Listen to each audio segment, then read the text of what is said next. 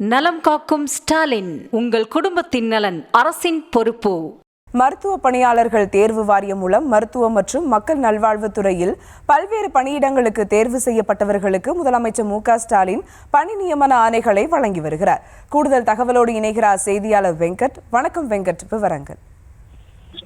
வணக்கம். சென்னை மாநில கல்லூரி வளாகத்துல மருத்துவம் மற்றும் மக்கள் நல்வாழ்வுத்துறை சார்பாக நடைபெறக்கூடிய நிகழ்ச்சியில முதலமைச்சர் மு.க.ஸ்டாலின் பங்கேற்றிருக்கிறார். குறிப்பாக மருத்துவ பணியாளர் தேர்வு வாரியம் மூலியமாக பொது சுகாதாரம் மற்றும் நோய் தடுப்பு இயக்கத்திற்கான தேர்ந்தெடுக்கப்பட்ட 182 உதவி மருத்துவ அலுவலர்கள், மருத்துவம் மற்றும் ஊரக நல பணிகள் இயக்கத்திற்காக தேர்ந்தெடுக்கப்பட்ட 48 பல் மருத்துவர்கள், மருத்துவ கல்வி மற்றும் ஆராய்ச்சி இயக்கத்திற்காக தேர்ந்தெடுக்கப்பட்ட 324 அறுவை அரங்க உதவியாளர்கள், தமிழ்நாடு சுகாதார போக்குவரத்து துறைக்கு தேர்ந்தெடுக்கப்பட்டிருக்கக்கூடிய ஒரு திறன்மிகு உதவியாளர் நிலை 2 மற்றும் தமிழ்நாடு அரசு பணியாளர்கள் தேர்வாணையத்தின் மூலியமாக மருத்துவ கல்வி மற்றும் ஆராய்ச்சி இயக்கத்திற்காக தேர்ந்தெடுக்கப்பட்ட 18 உளவியல் உதவி பேராசிரியர்கள், மருத்துவ உளவியலாளர்கள் மற்றும் கட்டுப்பாடு இயக்கத்திற்காக தேர்ந்தெடுக்கப்பட்ட 17 மருத்துவ ஆய்வாளர்கள், குடும்ப நல இயக்கத்திற்காக தேர்ந்தெடுக்கப்பட்ட 54 வட்டார சுகாதார புள்ளியாளர்கள் ஆகிய பணியிடங்களுக்கு தேர்வு செய்யப்பட்ட 644 நபர்களுக்கு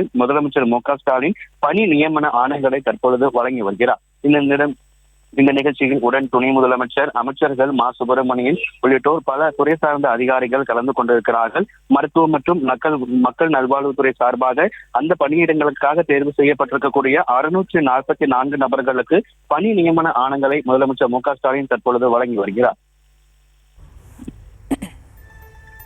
விவரங்களுக்கு நன்றி வெங்கட்ரமணன்.